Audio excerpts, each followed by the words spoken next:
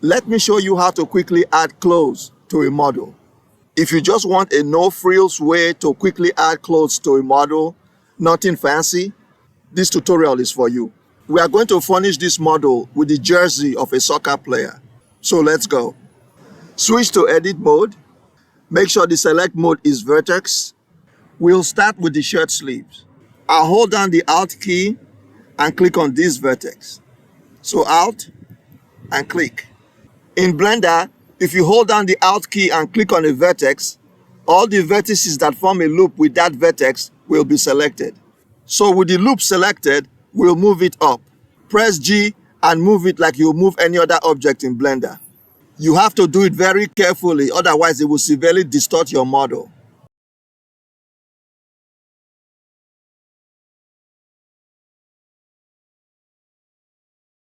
Turn the model around to get a better view.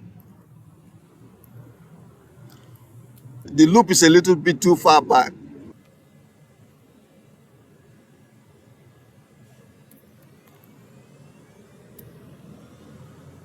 The arm seems to have been thrown a bit out of whack.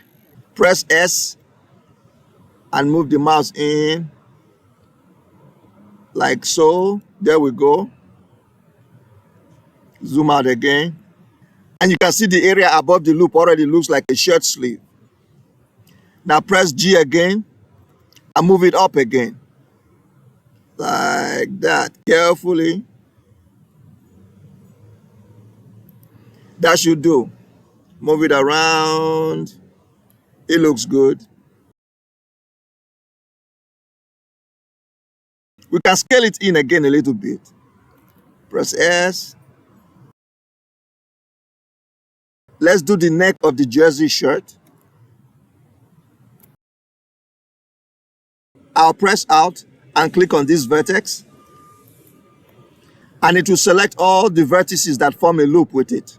Press G and then move the loop down carefully, like so. We could scale out the shirt a little bit for a better effect. Press Alt and click on one of these vertices in the outer loop and scale it out a little bit. Yes, a little. We can move it up a little bit too.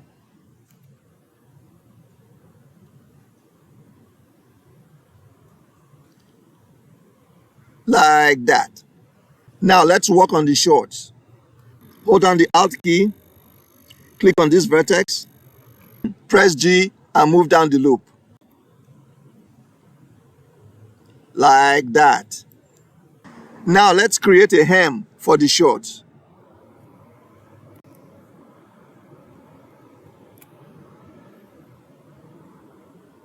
Alt, click on this vertex, press G and then move up the loop. Like so. Turn it around to make sure it's good.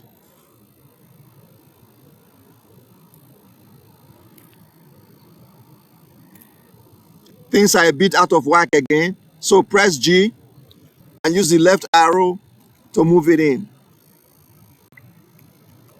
That's better. I'll select this loop right here and scale the shorts out a little bit. So Alt, click. Sometimes it selects a loop other than the one you want. Just click to deselect it and try again. There's probably a trick for ensuring that the selection will be vertical or horizontal. I don't know that trick, so until then I will use the trial and error method. So Alt, click. There we go. Press S and scale it out a bit. Just like that, just a little bit. We can scale the bottom out a little bit too. Alt click. Alt click. Press S. There we go. Now let's do the left sock.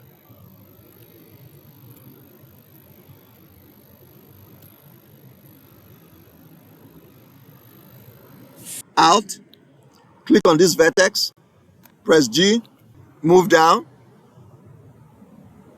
right there. Turn it around. It's a bit out of whack, of course. Press G, use the right arrow, move it back like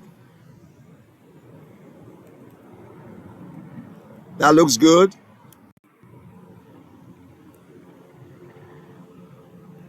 Press G, use the right arrow again. That looks good.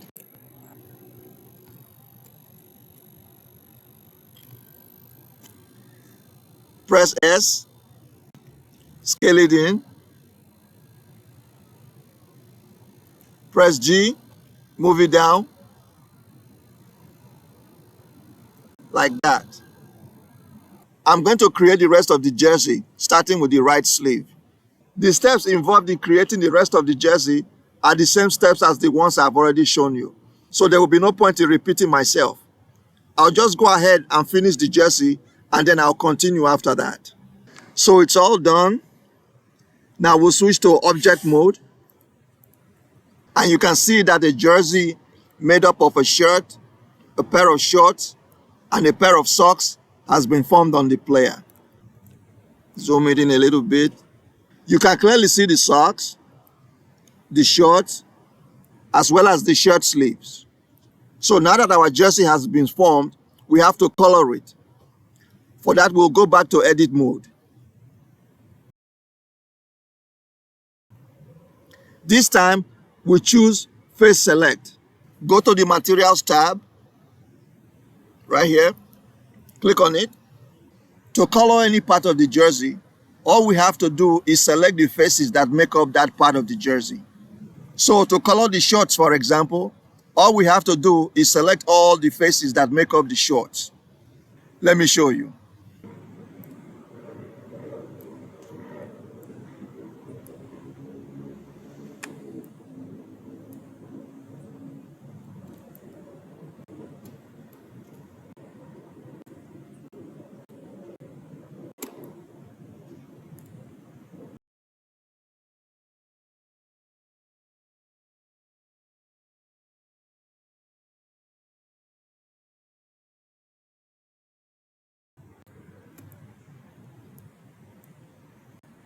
Make sure you get into every nook and cranny of the model. Move the model around as much as you have to make sure everything is selected.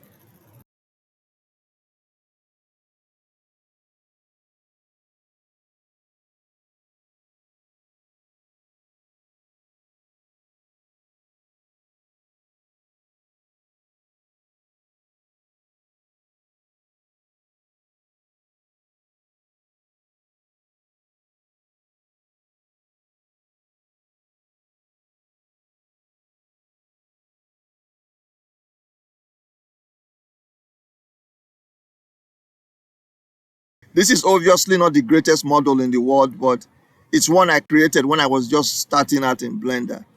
So we'll just use it for this tutorial.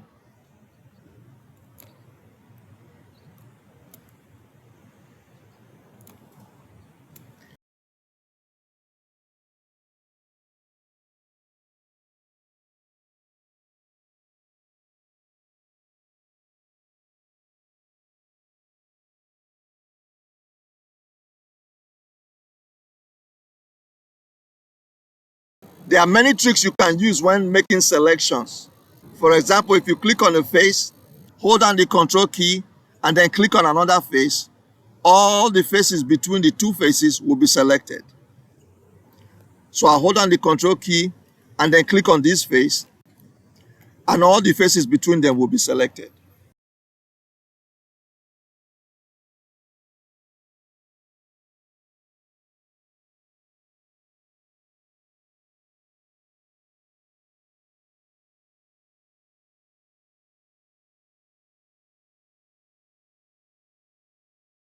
Let's do the bottom as well.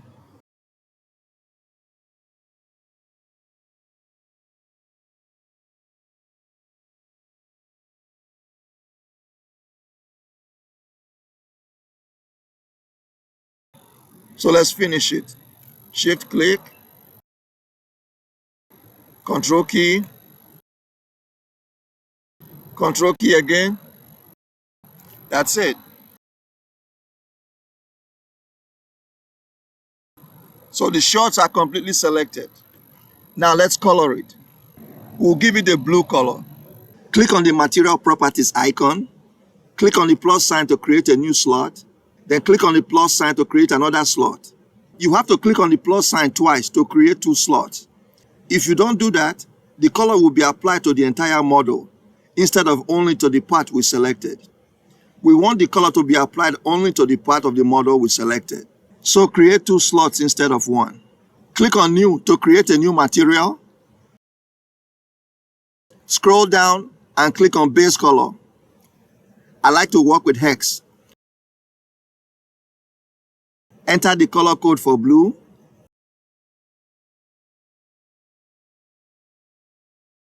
Then click Assign. And just like that, the color blue is applied to the shorts.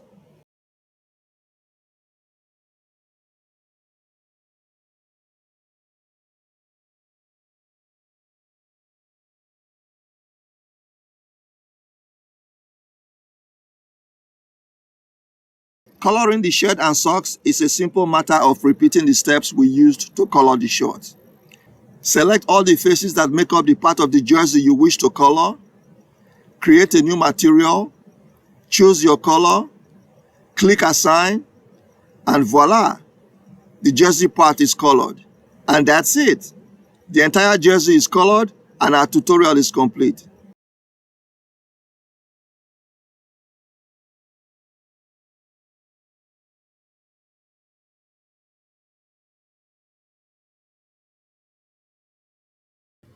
I hope you found this tutorial helpful and entertaining. Please like, comment, and subscribe.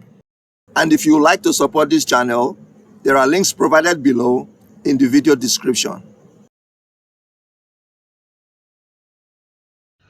I would like to introduce you to my apps. The first one is called Number Identifier, which you can find at whatnumberisthis.com.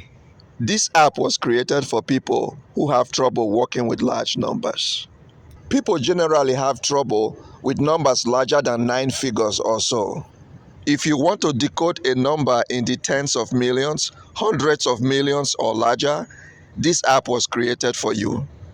Just enter the number in the input box, hit enter or click on submit, and the app will display the same number in words. You can enter any number, very large numbers, not so large numbers, any number at all.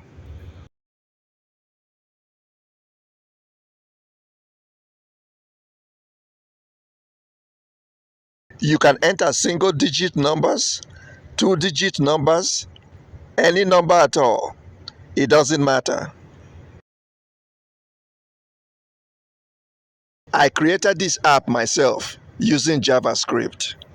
No online AI resources, no pre-built routines obtained from other websites. Even when you make a mistake in separating your digits with commas, as with the number on the screen, this app still correctly converts the number into words. Every line of code was written by me, from the first to the last. This app, Number Identifier, is my favorite out of the apps I have written. This is the raw code right here in JavaScript. Everything is written in JavaScript. Next app is a picture puzzle app, which you can find at solvethepicture.com. The app involves trying to guess the identity of a picture by opening squares which conceal the picture.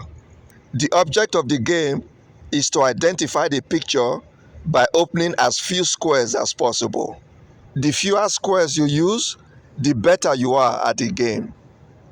There is also a box that keeps track of the number of squares you open in trying to identify the picture.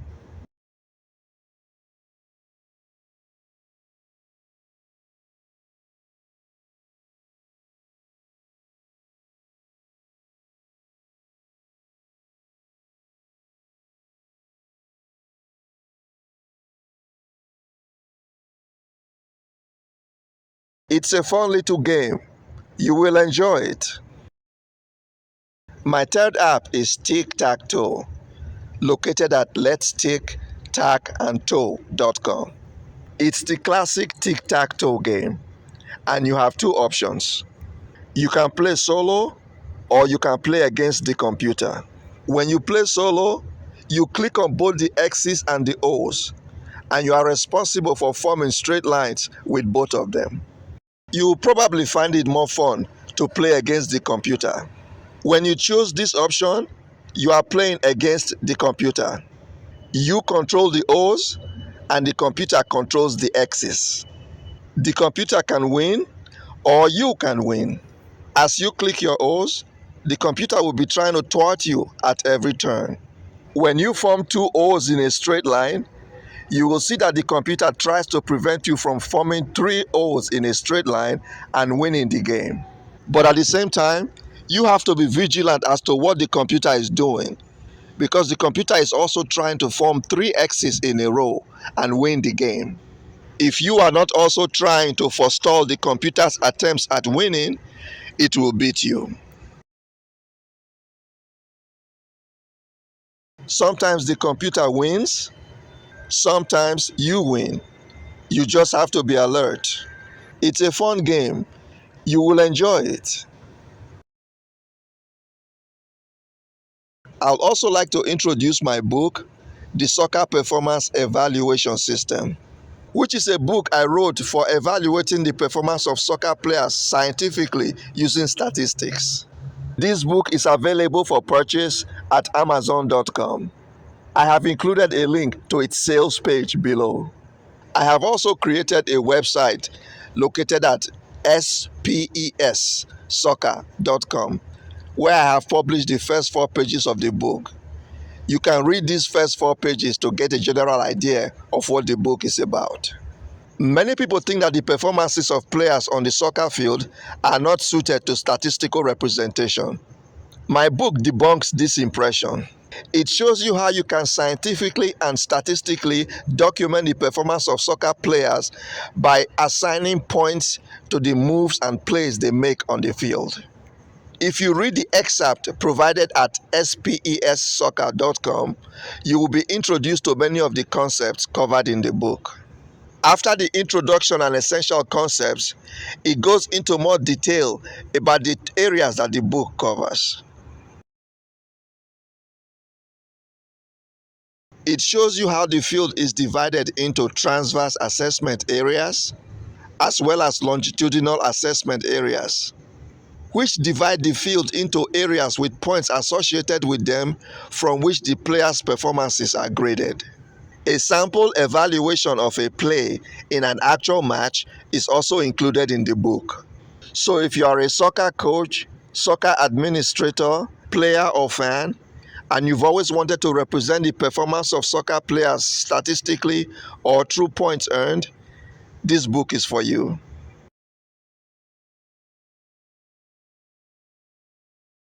Give it a read. I think you'll love it. Until next time, thank you for watching. Bye-bye.